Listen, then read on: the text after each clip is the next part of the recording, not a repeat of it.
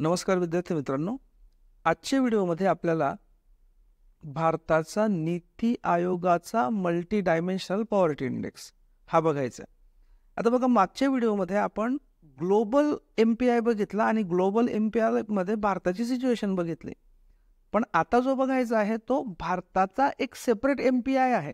तो ग्लोबल सारखाच आहे पण सेपरेट आहे, तो आपल्याला बघायचा आहे. ओके, आता मी डायरेक्ट जो MPIचा भारताचा रिपोर्ट आहे त्या रिपोर्टवरच मी त्या रिपोर्टचाच PDF घेतलेला आहे आणि फक्त महत्त्वाचे पॉईंट्स घेतलेले आहेत. तर हा रिपोर्ट हा ॲक्च्युअल रिपोर्ट आहे मित्रांनो भारताचा. तर आता आपण महत्त्वाचे पॉईंट्स बघू. हा एक पॉईंट मी हायलाईट केला आहे की India plays a decisive role in the agenda 2030 म्हणजे 2030 अजेंडा 2030. हा अजेंडा 2030 काय आहे? अजेंडा 2030 असा आहे की सस्टेनेबल डेव्हलपमेंट गोल्स जे आहेत म्हणजे शाश्वत विकासाची ध्येय, SDGs म्हणतो आपण, बरोबर. हे जे SDGs आहेत ठरवलेले, किती SDG ठरवलेले आहेत मी तुम्हाला आता ॲक्च्युली त्या वेबसाईटवर युनायटेड नेशन्सच्या वेबसाईटवर घेऊन चालतो. आता बघा, ही युनायटेड नेशन्सची ॲक्च्युअल लाईव्ह वेबसाईट आहे. ओके, युनायटेड नेशन्सची वेबसाईट. आणि बघा, याच्यामध्ये क्लिअरली दिलेलं आहे एकूण किती गोल आहेत. सस्टेनेबल डेव्हलपमेंट गोल एकूण 17. ओके, त्याच्यामध्ये टार्गेट्स म्हणजे हे 17 उद्दिष्ट मिळून जी टार्गेट्स आहेत स्पेसिफिक ते आहेत 169. ठीक आहे. आता बघा, याच्यामध्ये हे 17 जे गोल्स आहेत ते असे दिलेले आहेत बघा, 1 2 3 4 पासून तर इथे हे 17 नंबरच्या गोलपर्यंत. राईट, हा बघा, हा 17 नंबरचा गोल. ठीक आहे. ओके, आता याच्यामध्ये जर हा 1 नंबरचा गोल आहे याच्यावर जर मी क्लिक केलं तर त्या एका गोलच्या पहिल्या गोलच्या डिटेल्समध्ये ते घेऊन जातं आपल्याला. पहिला गोल काय आहे? End poverty in all it's forms everywhere, म्हणजे सर्व ठिकाणाहून आणि सर्व प्रकारची गरिबी दूर करणं. ठीक आहे. आता याच्यामध्ये बघा, हे टार्गेट्स अँड इंडिकेटर्सवर जर आपण क्लिक केलं तर याचे आता सब टार्गेट्स आहेत. म्हणजे 1 नंबरचा टार्गेट आहे पॉवर्टीचा, राईट. त्याच्यात जे सब टार्गेट आहे बघा, 1.1 आहे, 1.2 आहे. 1.2 काय आहे बघा, 2030 पर्यंत हा काय आहे? Agenda 2030, right. 2030 पर्यंत reduce at least by half the proportion of men and women and children of all ages living in poverty in all its dimensions according to आता हे लक्षात ठेवायचं आहे, अकॉर्डिंग टू नॅशनल गोल्स. ठीक आहे. म्हणजे बेसिकली की आपण जे काही नॅशनल गोल्स ठरवू, म्हणजे थोडक्यात काय याच्यात 2 गोष्टी आहेत की एक म्हणजे नॅशनल गोल्स ठरवणं, डायमेन्शन्स ठरवणं. म्हणजे ग्लोबल MPIचे ग्लोबल डायमेन्शन आहेत, पण प्रत्येक देशाने आपले राष्ट्रीय उद्दिष्ट ठरवायची, गरिबीच्या बाबतीतली आयाम ठरवायचे आणि ते अर्धे, त्याच्यानुसार जे गरीब लोक आहेत ती गरिबी अर्ध्याने कमी करायची आपल्या देशातली. ओके, हा कोणता आहे? सस्टेनेबल डेव्हलपमेंट गोल 1.2, एवढं लक्षात ठेवा. ओके, ठीक आहे. आता पुढे जाऊयात आपण.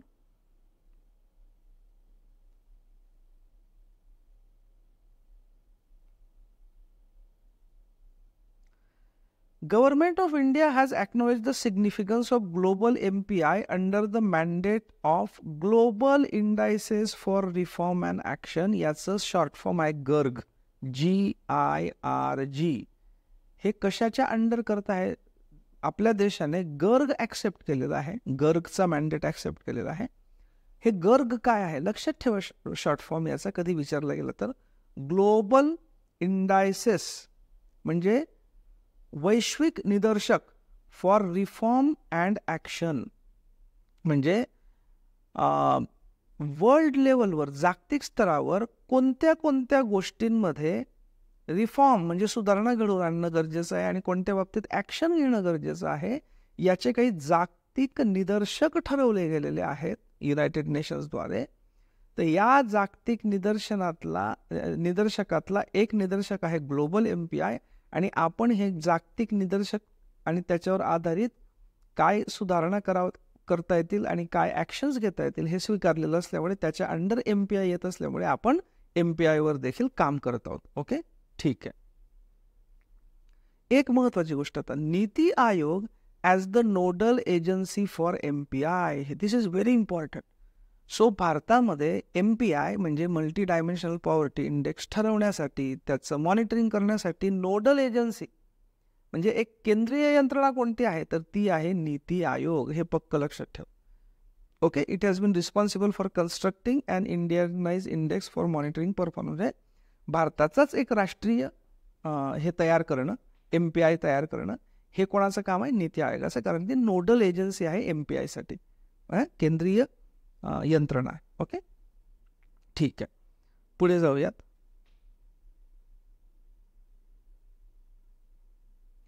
आता भारताच्या नीती आयोगाने आपल्या राष्ट्रीय MPI ठरवण्यासाठी एक गोष्ट केली की जी AF मेथडॉलॉजी आपण ऑलरेडी बघितलेलं आहे की अल्कायर फॉस्टर मेथड जी आहे तीच आपण स्वीकारलेली आहे.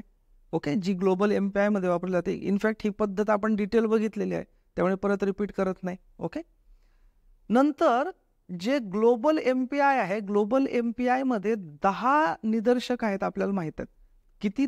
एक बघा, 3 आयाम आहेत आणि 10 निदर्शक आहेत. बरोबर, कशामध्ये? ग्लोबल MPI मध्ये. करेक्ट. सो भारताने त्यानुसारच 10 जे इंडिकेटर्स आहेत, निदर्शक आहेत ग्लोबल MPI मध्ये, ते जसेचे तसे ठेवले आहेत आणि वरून 2 निदर्शक अधिकचे ऍड केलेले आहेत त्याच्यात. कोणते? मॅटर्नल हेल्थ म्हणजे प्रसूती आरोग्य. ओके, किंवा सॉरी मातेचं आरोग्य. नॉर्मली ते प्रसूतीशी संबंधित असतं. सो मातांचं आरोग्य, मॅटर्नल हेल्थ, आणि बँक अकाउंट की लोकांकडे बँक अकाउंट आहे की नाही.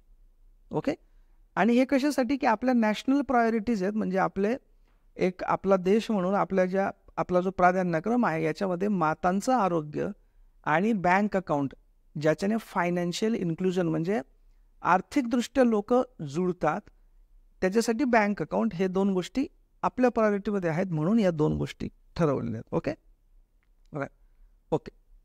मात्र जे आयाम आहेत, आयाम जसे ग्लोबल MPI मध्ये 3 आयाम आहेत तेच आपण पण ठेवलेले आहेत. त्याच्यामध्ये काय काय आहे बघा. हेल्थ म्हणजे आरोग्य, एज्युकेशन म्हणजे शिक्षण, आणि स्टँडर्ड ऑफ लिव्हिंग म्हणजे राहणीमान किंवा राहणीमानाचा दर्जा. ठीक आहे. ओके, सो याचा अर्थ काय झाला की जसं बघा, जो ग्लोबल MPI आहे आणि भारताचा नॅशनल MPI आहे, याच्यामध्ये बघा ग्लोबल MPI मध्ये 3 निदर्शक आहेत, भारताच्या MPI मध्ये पण तेच 3 निदर्शक आहेत. ग्लोबल MPI मध्ये 10 निदर्शक आहेत, भारताच्या MPI मध्ये ते 10 आहेत जसे तसे, प्लस आपण 2 ऍड केलेले आहेत, म्हणजे आपल्याकडे 12 आहेत. आणि 2 कोणते ऍड केलेले आहेत तर माता आरोग्य आणि बँक अकाउंट. ओके, ठीक आहे. हेच यांनी या पद्धतीने दिलेलं आहे, चार्टच्या पद्धतीने. तर बघा, जे 2 ऍड झालेले आहेत ते लक्षात ठेवायचे. एक म्हणजे मॅटर्नल हेल्थ, माता आरोग्य, आणि दुसरा म्हणजे बँक अकाउंट. ठीक आहे. आता मित्रांनो, एक लक्षात ठेवा की जो ग्लोबल MPI होता त्याच्यामध्ये जे हे बघा, 3 आयाम तर सेमच आहेत. ओके, हे 3 आयाम झाले, आपण आता डिस्कस केले. प्रत्येकाला 1/3, 1/3, 1/3 वेटेज दिलेलं आहे, हे पण तर सेम टू सेम आहे. आता या 1/3चं या दोघांमध्ये जे आहे विभाजन, कुठलं? या इथे एज्युकेशनमध्ये 1/6, 1/6 म्हणजे इक्वल डिवाइड केलेले आहेत 1/3. त्याच पद्धतीने हे जे 1/3 आहे, हे 1, 2, 3, 4, 5, 6, 7 या 7 मध्ये इक्वली डिवाइड केलेलं आहे, म्हणजे 1/21 म्हणजे 1/21, 1/21, 1/21. मात्र हा हेल्थ म्हणजे आरोग्याचा जो आयाम आहे त्याचं जे 1/3 वेटेज आहे ते या तिघांमध्ये इक्वल नाही आहे, एवढं लक्षात ठेवा. सो हे 1/9, 1/9, 1/9 असं नाहीये. तर न्यूट्रिशनला जास्त वेटेज दिलेलं आहे. किती? 1/6. न्यूट्रिशन म्हणजे काय? पोषण, त्याला 1/6 दिलेला आहे. आणि जे उरलेले 2 आहेत, चाइल्ड अँड ॲडोलसंट मॉर्टॅलिटी म्हणजे बालमृत्यू प्रमाण, आणि मॅटर्नल हेल्थ म्हणजे मातांचं आरोग्य, याला 1/12, 1/12 दिलेलं आहे. म्हणजे काय की जे पहिला इंडिकेटर आहे हेल्थ, याच्यामध्ये जे पहिला आयाम आहे हेल्थ, त्या पहिला आयामाच्या 3 इंडिकेटर्समध्ये समान वितरण नाही, तर 1/6 पोषणाला जास्त आहे, इतर दोघांना 1/2 आहे. बाकींमध्ये मात्र सेम आहे. इथे एज्युकेशनच्या अंडर 1/6 आणि राहणीमानाच्या दर्जाच्या अंडर प्रत्येक साथीच्या साथींना 1/21. Okay, right. बाकी जी मोजण्याची पद्धत आहे, हेड काउंट रेशो काढणे, बरोबर, म्हणजे प्रमाण किंवा इन्सिडन्स म्हणतो आपण त्याला. त्याच्यानंतर गरिबीची तीव्रता काढणे, हे पण सेम आहे ग्लोबल MPI. आणि MPI व्हॅल्यू कशी काढता मग? हा जो हेड काउंट आहे H गुणिले इंटेन्सिटी म्हणजे तीव्रता, राईट, A यांच्या गुणाकाराने जी येईल ती येईल आपली MPI व्हॅल्यू. ठीक आहे. त्याच्यानंतर आपण ग्लोबल MPI मध्ये बघितलं होतं की ज्याचा स्कोअर 33.33 पेक्षा जास्त येईल त्याला गरीब म्हटलं जातं, MPI गरीब. आपण पण तेच मेंटेन केलेलं आहे, त्याच्यामुळे तो पण काही प्रॉब्लेम नाही. इथे बघा सस्टेनेबल डेव्हलपमेंट गोल 1.2चा उल्लेख आहे. ते आपण ऑलरेडी बघितलेलं आहे की हे जे जो सस्टेनेबल डेव्हलपमेंट गोल 1.2 आहे त्याच्यात काय म्हटलेलं आहे की जो प्रत्येक देशाने आपापल्या प्रायोरिटीजनुसार जे निदर्शक ठरवलेले आहेत त्या निदर्शकांमध्ये 2030 पर्यंत निम्म्याने गरिबीचं प्रमाण घटवणे. तर हे जे 1.2 आहे SDG सस्टेनेबल डेव्हलपमेंट गोल, त्याच्यानुसार आपण हे केलेलं आहे, हे पण लक्षात ठेवू. 1.2. ओके, ठीक आहे. नीती आयोग पब्लिश करणार हे आपण माहिती आहे, कारण नीती आयोग ही नोडल एजन्सी आहे. नीती आयोगाने पहिला MPI बेसलाईन रिपोर्ट म्हणजे एक मूलभूत रिपोर्ट पहिल्यांदा पब्लिश केला होता नोव्हेंबर 2021 मध्ये. पक्क लक्षात ठेवा, अगदी डेट पाहिजे असेल तर 16 नोव्हेंबर, पण जनरली नोव्हेंबर लक्षात ठेवा. सो नोव्हेंबर 2021 मध्ये नीती आयोगाने संपूर्ण भारतातील सर्व राज्यांचा MPI शी संबंधित बेसलाईन म्हणजे एक मूलभूत रिपोर्ट हे केला होता, प्रकाशित केला होता. ठीक आहे. ओके, पुढे जाऊ आपण.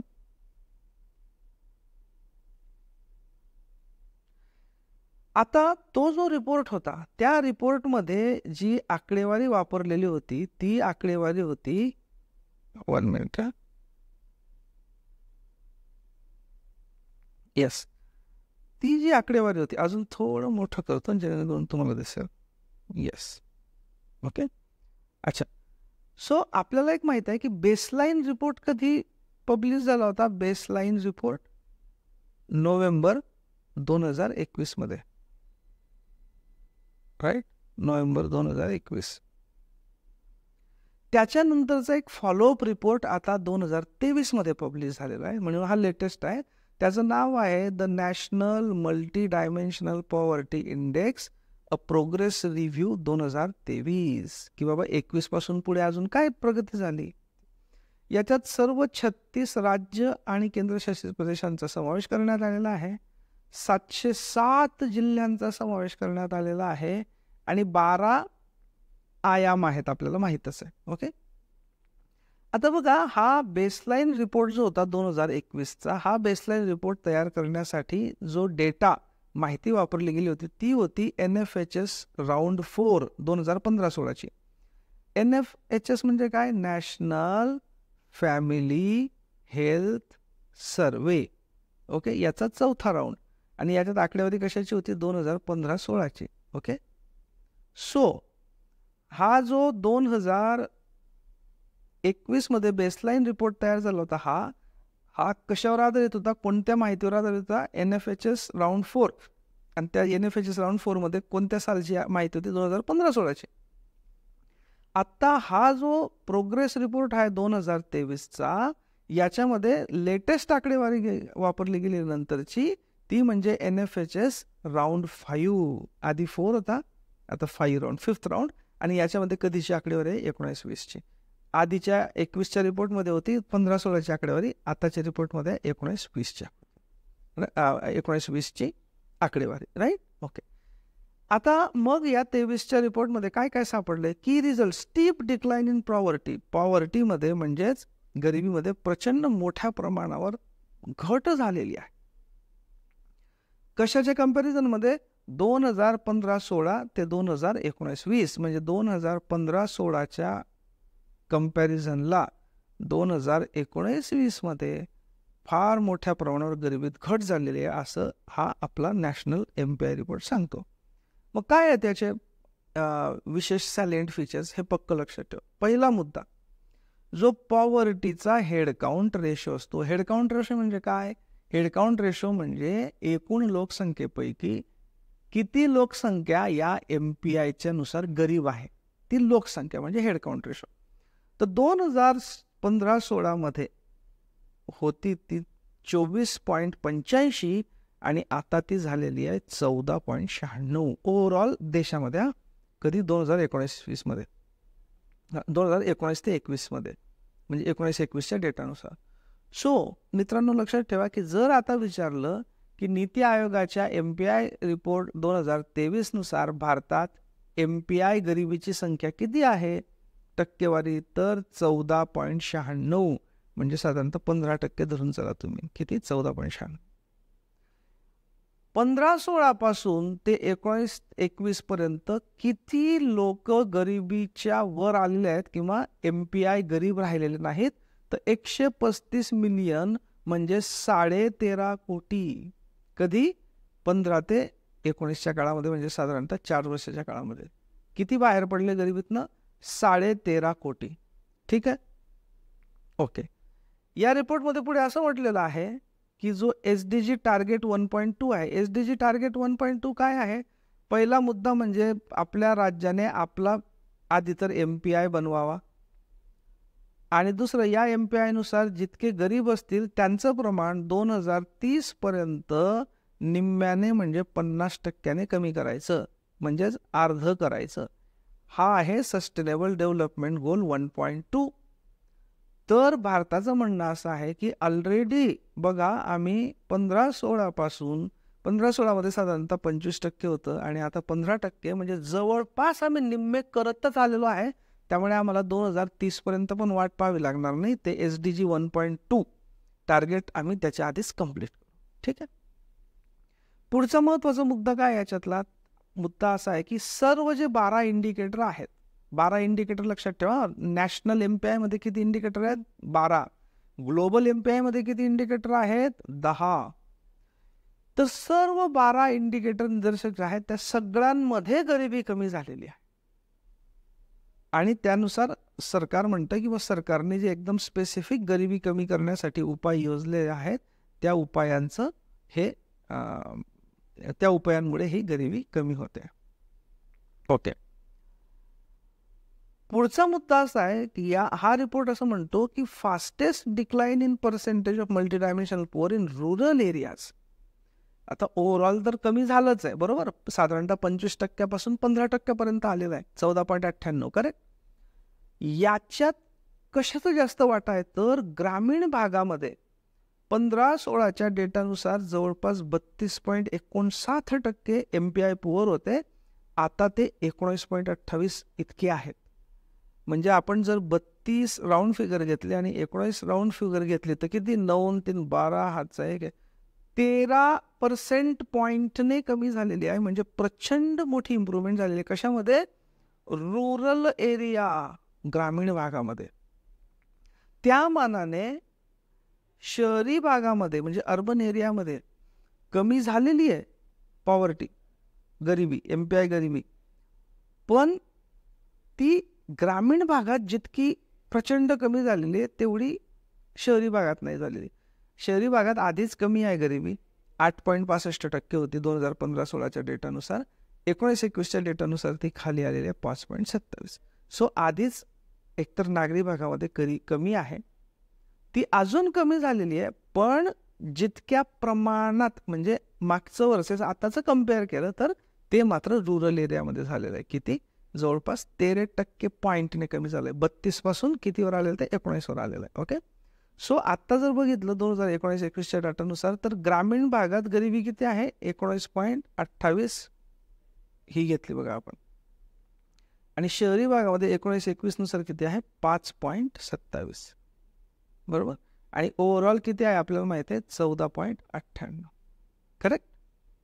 ही ते आधीच बघितलं होतं बघा आपण. सॉरी, 14.96 हे इथे बघितलं होतं. राईट. सो इथे मी करेक्ट करतो.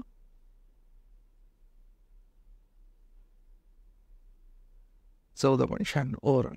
ठीक आहे. सो ओव्हरऑल गरिबी 14.96 ओव्हरऑल. रुरल म्हणजे ग्रामीण भागातली गरिबी 19.28 आणि शहरी म्हणजे अर्बन भागातली गरिबी 5.27. 19-21च्या डेटानुसार. ओके, ठीक. पुढचा मुद्दा असा आहे की यूपी, बिहार, MP, ओडिशा आणि राजस्थान यांनी सगळ्यात जास्त गरिबीची घट बघितली आहे. म्हणजे या राज्यांमध्ये सगळ्यात जास्त गरिबी वेगाने कमी झालेली आहे. ओके, ठीक आहे. यूपी, बिहार, MP आणि ओडिसा. ओके, ठीक.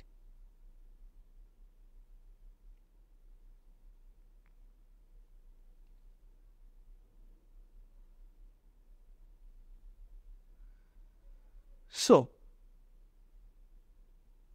पुढचा मुद्दा आहे तो म्हणजे improvement in nutrition, years of schooling वगैरे वगैरे. ठीक आहे, हा मुद्दा आपण नंतर डिटेलमध्ये बघणार आहोत, त्यामुळे आत्ता बघायची गरज नाही. राईट, पुढच्या पेजवर जाऊ.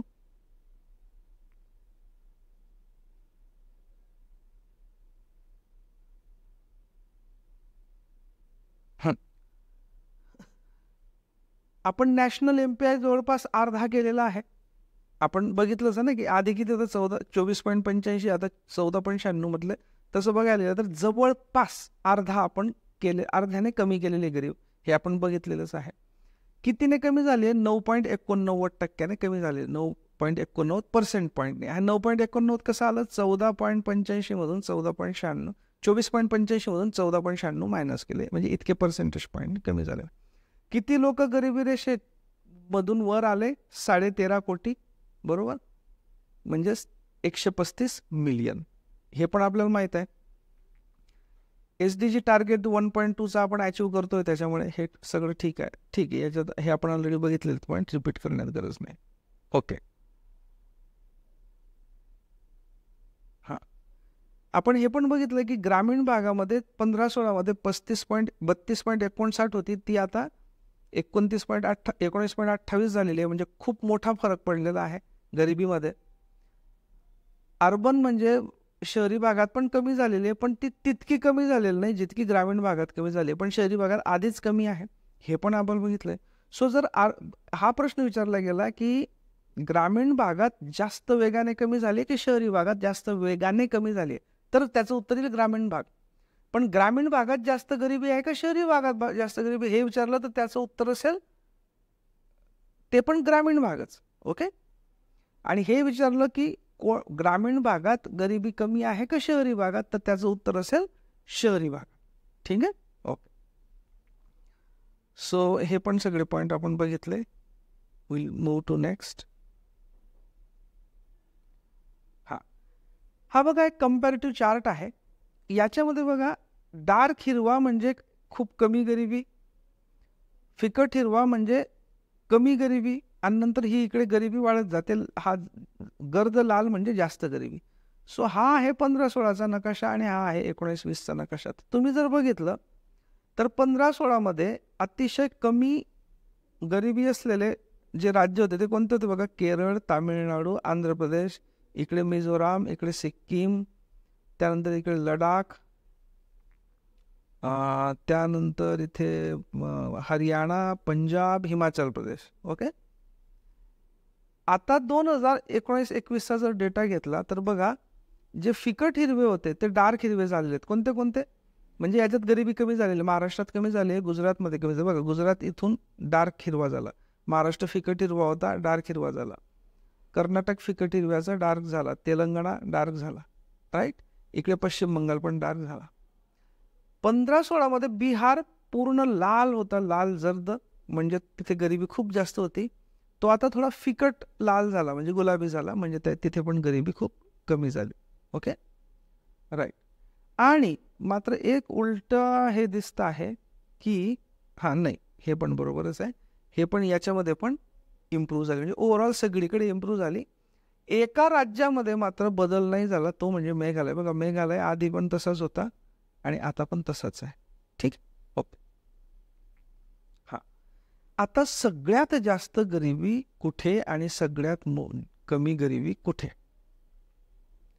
बघा, हा गरिबीचा निर्देशांक आहे. तर तुम्ही जर बघितलं, सगळ्यात जास्त पर्सेंटेज गरिबी, पर्सेंटेज आहे म्हणजे त्या राज्याच्या लोकसंख्येच्या किती टक्के लोक MPI गरीब आहेत या अर्थाने, तर ती आहे अजूनही बघा बिहारमध्ये. सगळ्यात जास्त MPI गरिबीचं टक्केवारी कशामध्ये? बिहारमध्ये.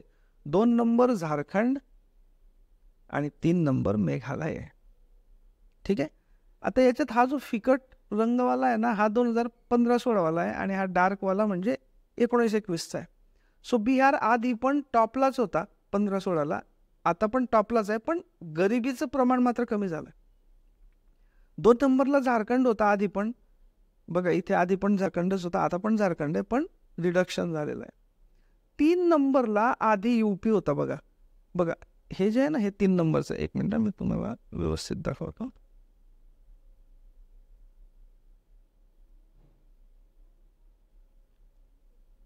बघा हे जे फिकटवाले आहेत ना, हे 15-16चे आहेत, बरोबर. तर बघा 15-16 1 नंबरला बिहार होता, आता पण 1 नंबरला बिहारच आहे. 2 नंबरला झारखंड होता इथे, आता पण झारखंड आहे. मात्र आधी 3 नंबरला होतं उत्तर प्रदेश, बरोबर. आता मात्र 3 नंबरला आहे मेघालय. सो आताचा आपण लक्षात ठेवू, सगळ्यात जास्त गरिबी असणारे कोणते? 1 नंबर बिहार, 2 नंबर झारखंड आणि 3 नंबर मेघालय. ओके, ठीक आहे. आता सगळ्यात कमी बघू आपण राज्यांमधले. राज्यांमध्ये सगळ्यात कमी जी गरिबी आहे ती आहे केरळमध्ये. ही खरी केरळला स्टोरी आहे. त्याच्या खालोखाल कमी गरिबी असलेलं राज्य आहे गोवा, त्याच्या खालोखाल आहे तामिळनाडू. राईट, म्हणजे सगळ्यात कमी ही साऊथचे जे साऊथ साईडला असलेले 3 राज्य आहेत. केरळ सगळ्यात कमी, त्याच्या पाठोपाठ गोवा कमी, त्याच्या पाठोपाठ तामिळनाडू. आणि जर आपण केंद्रशासित प्रदेश घेतले तर केंद्रशासित प्रदेशांमध्ये सगळ्यात जास्त गरिबी आहे दादरा नगर हवेली, अंदमान दमण आणि दीवमध्ये, त्याच्या खालोखाल जम्मू काश्मीरमध्ये, त्याच्या खालोखाल लडाखमध्ये. ओके, आणि अतिशय कमी गरिबी आहे केंद्रशासित प्रदेशांमध्ये, ती पुद्दुचेरी आणि लक्षद्वीप. ठीक आहे. सो हे जरूर लक्षात ठेवा, केंद्रशासित प्रदेशांचे पण राज्यांचे पण कमी गरिबीवाले. आता गरिबी जी कमी 15-16च्या मानाने जी गरिबी कमी झाली ती सगळ्यात कुठे जास्त कमी झाली, म्हणजे किती, कुठे वेगाने कमी झाली. ओके, तर बघा बिहारमध्ये अत्यंत वेगाने कमी झाली, -18.13 इतके पर्सेंट पॉईंट. म्हणजे बघा एक लक्षात ठेवा, कन्फ्युजन नका करू, अजूनही जी सगळ्यात जास्त गरिबी आहे ती बिहारमध्येच आहे, पण या काळामध्ये 15-16 ते 19-21 या काळामध्ये बिहारने ती सगळ्यात कमी केली. जास्त आहेच तिथे, पण वेगाने कमी केली. सो वेगाने कमी कुठे झाली? बिहारमध्ये. त्याच्यानंतर मध्य प्रदेशमध्ये वेगाने कमी झाली 15.94 इतक्या पर्सेंट पॉईंट. त्याच्या खालोखाल उत्तर प्रदेशमध्ये वेगाने कमी झाले. ठीक आहे, ओके. अच्छा, बिफोर वी फॉरगेट, याच्यामध्ये आपण महाराष्ट्र बघून घेऊ कुठे आहे. बघा महाराष्ट्रामध्ये जे गरिबीचं प्रमाण आहे 19-21 ते आहे 7.81%. पक्क लक्षात ठेवा बाळांनो की नीती आयोगाच्या 2023च्या अहवालानुसार बहुआयामी गरिबी महाराष्ट्रात किती आहे तर 7.81% आहे 19-21 नुसार. आधी ती 14% होती, म्हणजे आपण जवळपास निम्मे केलेली आहे.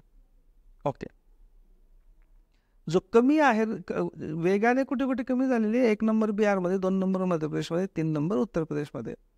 आणि अतिशय कमी वेगाने राज्यांमध्ये कुठे कमी झालेली केरळाने, कारण केरळामध्ये मुळात नाहीच आहे गरिबी, ते आणखी किती कमी करणार. ठीक आहे, ओके.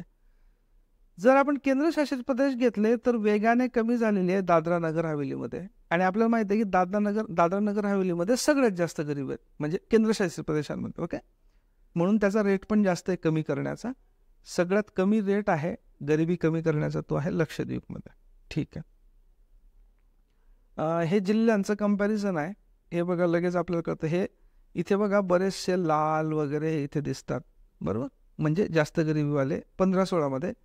इथे ते बरेचसे हिरवे होऊन गेलेत बघा इथे, बरोबर. ओके, जिल्ह्यांचा आहे डेटा, ठीक आहे.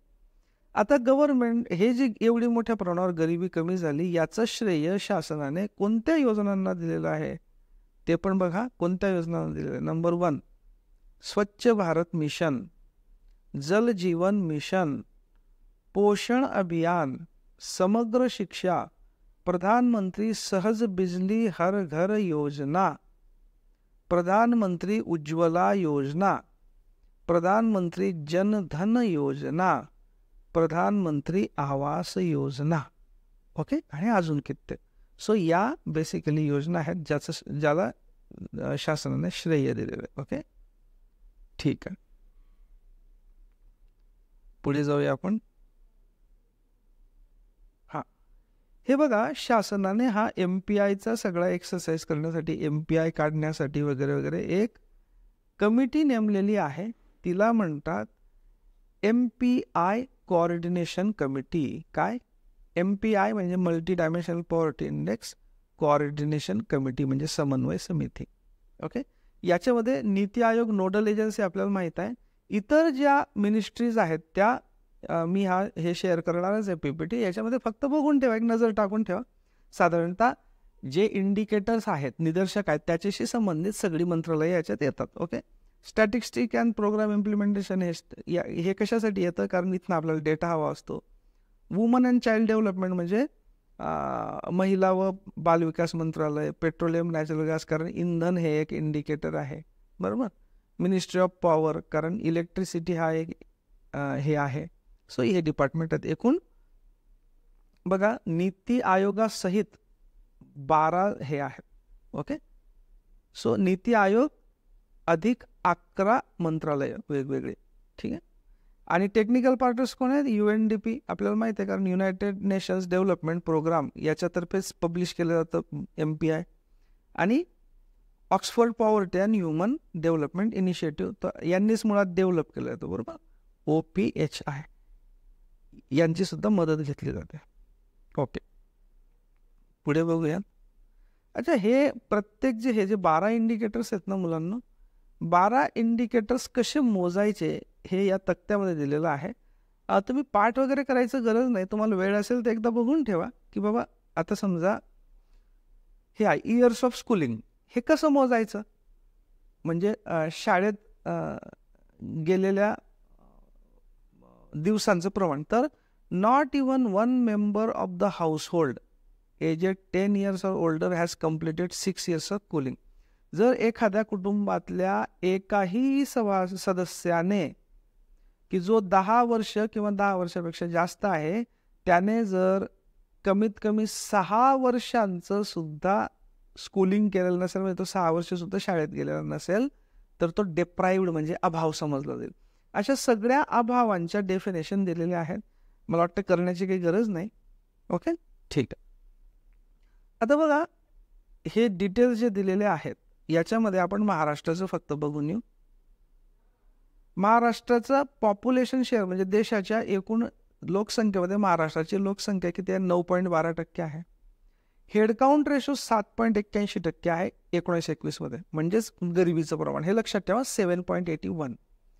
आणि या 2015-16 ते 19-21, 15-16 ते 19-21 या दरम्यान किती लोक दरिद्र रेषेच्या बाहेर आणण्यात महाराष्ट्राला यश आलं? तर 87,37,000. ठीक आहे, एक लक्षात ठेवा, जस्ट आठवलं तर आठवलं, विचारलं तर विचारलं. ओके, ठीक आहे. महाराष्ट्रामध्ये बघा, 19-21चं जे गरिबीचं प्रमाण आहे त्याच्यामध्ये बघा, हिरवे, एक मिनिट मी याला मोठा करतो थोडा.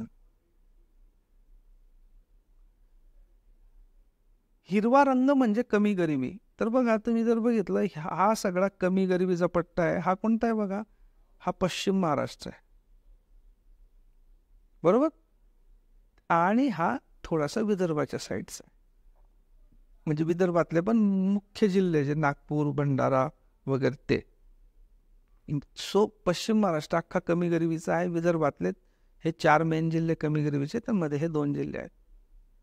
सगळ्यात जास्त गरिबी जी आहे ती आहे बघा नंदुरबार जिल्ह्यामध्ये. आणि धुळे जिल्ह्यामध्ये. ठीक आहे, सो हे लक्षात ठेवा. तेच आपण इथे आकड्यांच्या स्वरूपात बघू. बघा, हेडकाउंट रेशो इथे दिलेला आहे महाराष्ट्राचा, जिल्ह्यानुसार दिलेला आहे. तर बघा, नंदुरबारमध्ये सगळ्यात कमी गरिबी आहे, सगळ्यात जास्त गरिबी आहे.